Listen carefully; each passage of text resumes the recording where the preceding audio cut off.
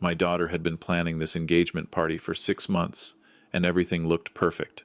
The backyard of our property in Kelowna was strung with lights.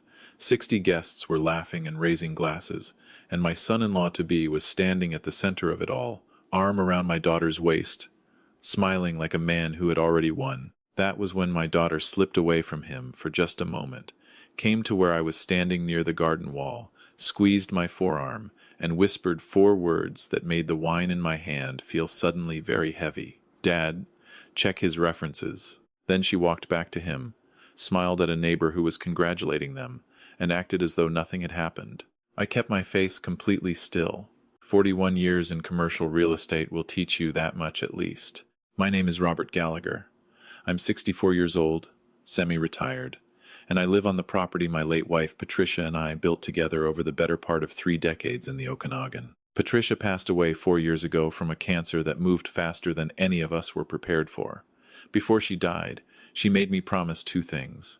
The first was that I would stop working 7 days a week. The second was that I would look after our daughter, Megan, not in the way that keeps a grown woman small. She was clear about that.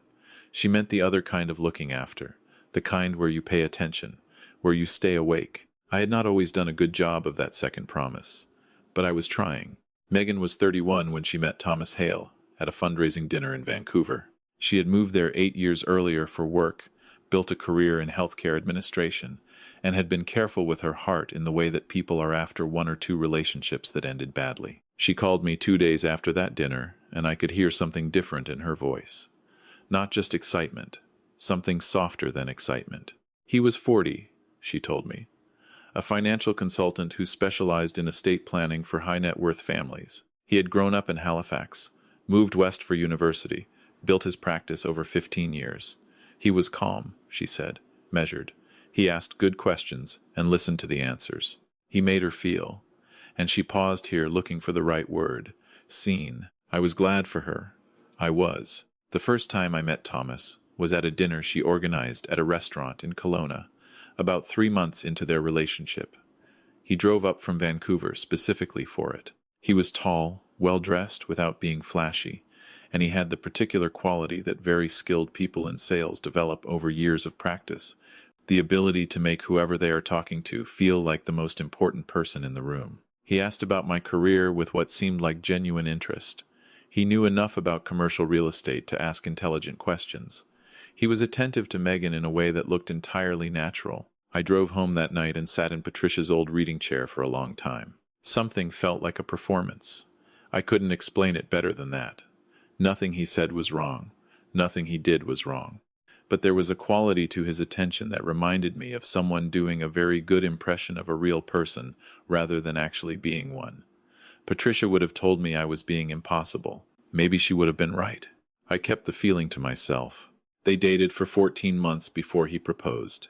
He did it at the restaurant in Vancouver where they'd had their first proper date. She called me from the parking lot afterward, still crying happy tears, and I told her I was thrilled for her. I was not entirely lying. I wanted very much to be thrilled. The engagement party in Kelowna was 6 weeks later. Megan had organized most of it herself, with help from her closest friend, Diane, who had driven down from Kamloops for the weekend. Thomas arrived the evening before with what seemed like half a wardrobe, settled into the guest room, and spent the morning before the party taking calls in the back garden that he ended quickly whenever I came near. I told myself that was normal. Consultants take calls on weekends. That is simply the life. Then Megan said what she said at the party, and I understood that she had not said it on impulse. She had been waiting for a moment when she could say it without being overheard. She had chosen her words carefully. 4 words, not 10. Enough to tell me something was wrong, not enough to cause a scene if someone had been watching. My daughter is not a woman who panics. She had been carrying something, and she had chosen me to carry it with her. I stayed at the party for another 40 minutes. I laughed at the right moments, refilled my glass once, and spoke with Thomas for nearly 10 minutes about the Okanagan wine industry. He was charming and relaxed. I watched his eyes while he talked. They were busy in a way his face was not. After the last guests left and Megan and Diane were cleaning up in the kitchen, I told everyone I was tired and went to bed. I did not sleep. I opened my laptop. I am not a man who uses the internet particularly well. My assistant at the firm spent years gently redirecting me away from search engines and toward phone calls, which I am much better at. But I knew enough to start somewhere. I typed in Thomas Hale, Financial Consultant, Halifax, and spent an hour reading. His professional website was clean and credible. LinkedIn showed a steady career history. There were a couple of mentions in industry publications. Nothing remarkable. His face appeared in a group photograph from a charity golf tournament in Vancouver 3 years earlier. Everything looked exactly as it should look. That was, in a strange way, what bothered me. The next morning I called Megan before Thomas was awake. She came outside to the garden, and I asked her directly. She had been going through his laptop, she told me. Not out of suspicion at first, but because hers had been charging in their bedroom, and she needed to look something up quickly. She had opened a browser tab that he had not closed. It was a spreadsheet. At the top of the column, she had time to read before she heard him coming down the hallway. She saw Megan Gallagher, Kelowna property, estate value, and then a number she recognized as a rough approximation of what she believed my estate to be worth. She closed the laptop before he reached the room. She said nothing. She had spent 3 weeks trying to convince herself there was an innocent explanation. I told her she had done the right thing by telling me. I told her to act normal. I told her I would handle it. She looked at me the way she used to look at me when she was 9 years old and had fallen off her bicycle and was trying very hard not to cry. I held that look together as long as I needed to, and then I went inside and called my lawyer. Helen Marsh had handled our family's legal work for 18 years. I'd first hired her when Patricia and I were restructuring the property holdings, and she was the person who helped me set up the family trust after Patricia died. Not enormous by the standards of some, but the Gallagher Family Trust represented the accumulated work of 4 decades. The Kelowna property, 2 commercial buildings in Penticton, and a portfolio of investments Patricia had managed with extraordinary patience. Megan was the primary beneficiary. Helen, I said, if someone were to marry Megan and she then added them to the trust as a co-trustee or named beneficiary, how quickly could assets be moved? She was quiet for a moment. Depending on the structure and the signing authority, she said, it could happen in a matter of days. If they had the right documentation and access to the financial institutions, possibly faster. What would they need? A marriage certificate, her signature and the co-trustee's signature on the modification paperwork, and access to the account numbers, which would be in the trust documents themselves. I thanked her and told her I might need to call again soon. Then I called a man named Gary Sinclair. I had met Gary 15 years earlier when he was conducting background checks for a large commercial transaction I was involved in. He had since built a small but highly regarded private investigation practice in the Lower Mainland. He was methodical, discreet, and he did not speculate. He told you what he found, and nothing more, which is the only kind of person worth hiring for a job like that. I told Gary I needed a complete background check on Thomas Hale, 40 years old, financial consultant, Vancouver. I gave him the details Megan had shared with me over 14 months. I did not tell him why yet. I asked how long it would take. 3 days for the surface work, he said. A week for anything deeper. I said I needed it in 5 days.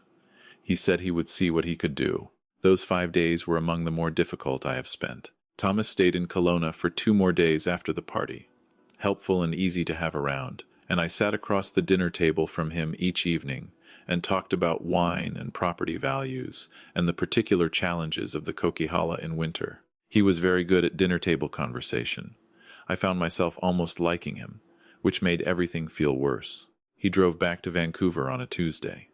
Megan stayed an extra day.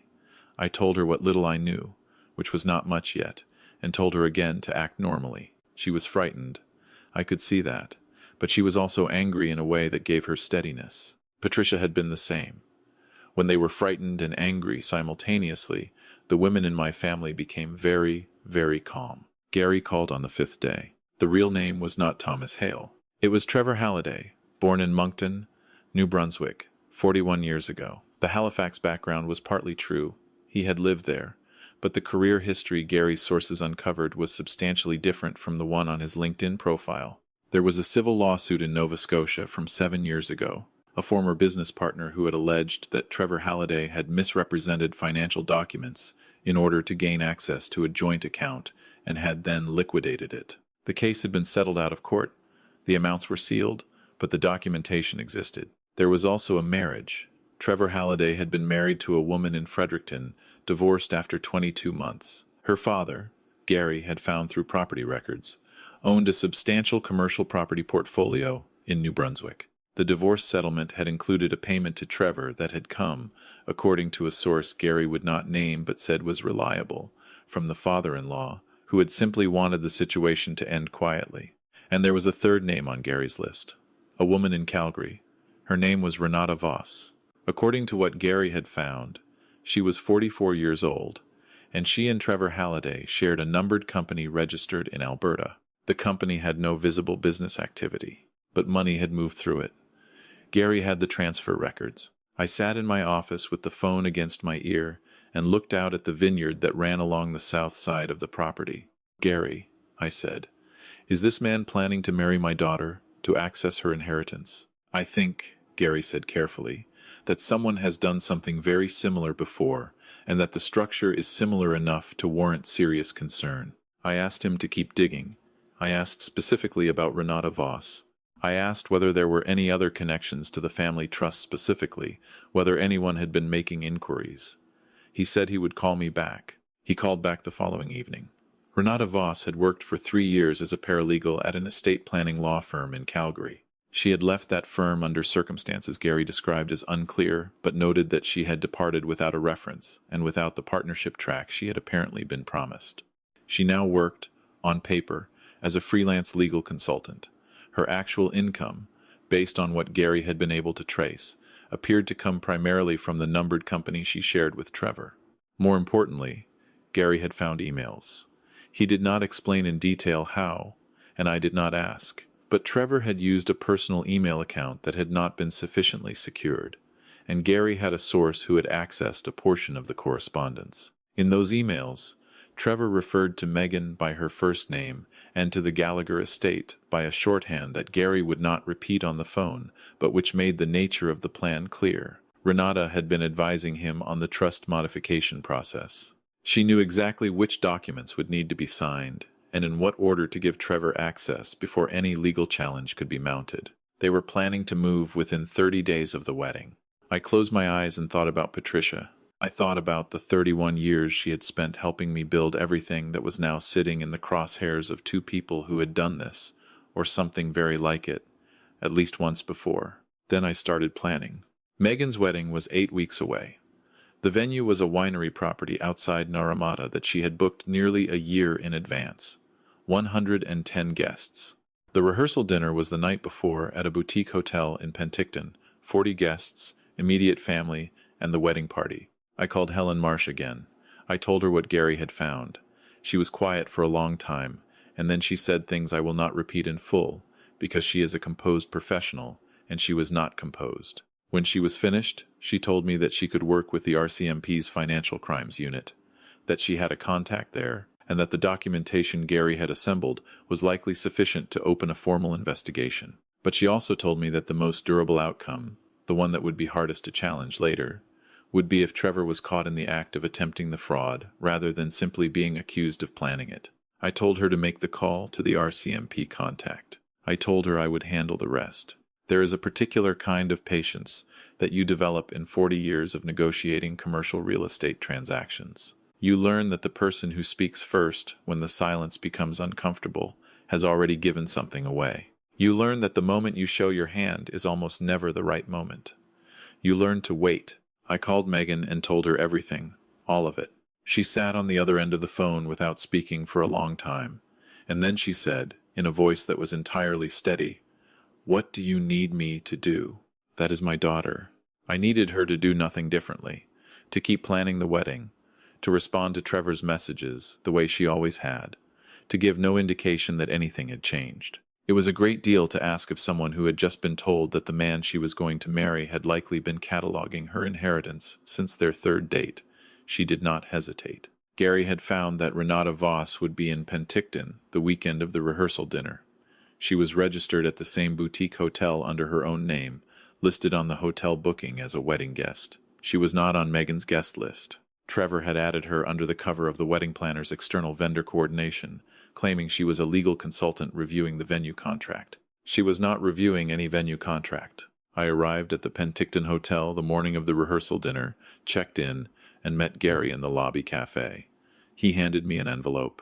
Inside was a printed summary of everything he had found, signed and dated, along with a USB drive containing the documentary evidence. He also handed me a small digital recorder, the kind that fits in a jacket pocket and runs for 6 hours on a single charge. The rehearsal dinner started at 7. The hotel's private dining room overlooked Skaha Lake, and in the early September evening the water was flat and copper-colored in the last of the light. Trevor was in excellent form. He made a toast to Megan that was genuinely moving. Her brother, my son Daniel, who had driven down from Kamloops, leaned over to me at one point and said, quietly, "I think I misjudged him." I told Daniel I hoped he was right. At 8:45, I watched Trevor excuse himself, saying he needed to make a quick call. He walked toward the hotel corridor that led to the elevator bank. I gave it 4 minutes, then excused myself with an apology about my back, which is in fact not good, and walked the same corridor. Gary had confirmed Renata Voss was in room 214. I took the elevator to the second floor. The hallway was quiet. I walked slowly, the recorder already running in my jacket pocket, and when I reached the area outside room 214 I could hear, clearly enough, 2 voices. Renata's was the sharper one. She was going through a checklist, the trust modification form, she said, the one that your lawyer reviewed. And by your lawyer she clearly did not mean any lawyer of Trevor's I had met. I need his signature on page 4 and Megan's on page 7. If you can get both of those before midnight on Friday, I can have the transfer request submitted by opening of business Monday. The banks won't flag it as unusual if it comes through the trust account with both signatures on file. Trevor's voice. And the property transfers? Those take longer, Renata said. But they don't matter. The liquid assets in the investment account alone are worth more than enough. We'll be well clear before anyone realizes the transfer wasn't a routine distribution. What about the old man? He doesn't have signing authority on the trust anymore. She set it up so Megan is the sole trustee now that she's 30. Even if he figures it out, there's nothing he can do legally until after the money moves. By then, we'll be 2 countries away. Trevor laughed. He had a pleasant laugh. I had noticed that about him from the beginning. It was the laugh of a man who was comfortable, and I understood now what he was comfortable about. I stood in that hallway and felt something settle in my chest like cold water. Not rage. Exactly. Something quieter and more durable than rage. I sent a text to Gary. 2 floors up, please. Then I sent one to Megan. She appeared at the end of the hallway 90 seconds later, having told Trevor's mother she needed a moment of air. Her face was very still. I pointed at the door of room 214, held up one finger, and she nodded. We stood together outside that door. From inside, Trevor was talking about the timeline. Monday transfer, he said. Tuesday morning flight out of Vancouver, Renata said. She had found an arrangement in Portugal, apparently, that would accommodate the funds without difficulty. Megan's hand found mine. She held it very tightly. I did not look at her face because I did not want her to have to hold herself together for my benefit. She was doing that on her own already, and I was proud of her in a way that had nothing to do with the circumstances. When the voices paused, I knocked. There was a silence of about 4 seconds. Then the door opened, and Trevor stood there, and the sequence of expressions that crossed his face in the following 2 seconds told me more about who he actually was than 14 months of careful performance had managed to reveal. First, confusion, then recognition, then a rapid recalculation, and then the smile. He actually produced the smile. "Megan," he said, "what are you 2 doing up here?" Megan looked past him at Renata Voss, who was sitting at the small desk near the window with a folder open in front of her. A legal-looking folder. "Who is this?"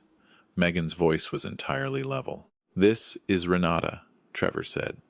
"She's the consultant I mentioned, the one reviewing the venue paperwork." Megan looked at Trevor for a moment. Then she said, "I heard what you said about the trust." Trevor's smile did not disappear immediately. That is the thing about very practiced people. They can hold a position slightly longer than you expect. But it went eventually. From behind me in the hallway, I heard footsteps. Gary had arrived with 2 individuals I recognized from a meeting I had attended that afternoon at a nondescript office in downtown Penticton. Corporal Andrea Hewitt and her colleague from the RCMP's Commercial Fraud Unit, who had listened for 90 minutes to Gary's documentation and Helen Marsh's legal summary, and had agreed that what they were hearing constituted sufficient grounds for an active investigation and immediate intervention. I turned to Trevor. "I want you to understand something," I said. "I know your name is Trevor Halliday. I know about the lawsuit in Nova Scotia. I know about your former wife in Fredericton and her father's settlement. I know about the numbered company you share with Renata. I know what you plan to do with my daughter's inheritance, and so do the RCMP." His face had gone entirely still. Corporal Hewitt stepped forward and identified herself.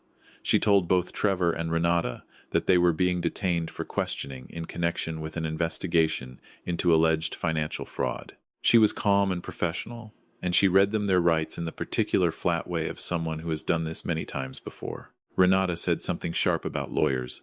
Trevor said nothing at all. They were escorted from the room. The folder on the desk, which did indeed contain the trust modification documents with Megan's name already filled in on page 7, was photographed and taken as evidence. I stood in the doorway of that hotel room for a moment after they were gone. The lake was still visible through the window, fully dark now, a few lights from the far shore reflected on the water.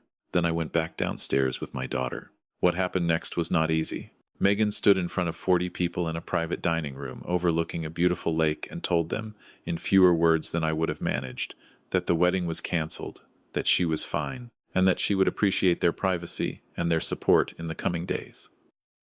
Some people cried. Some looked relieved in the way people do when something they suspected but could not say is finally acknowledged. Her brother Daniel sat with her for an hour afterward, and I was glad for that.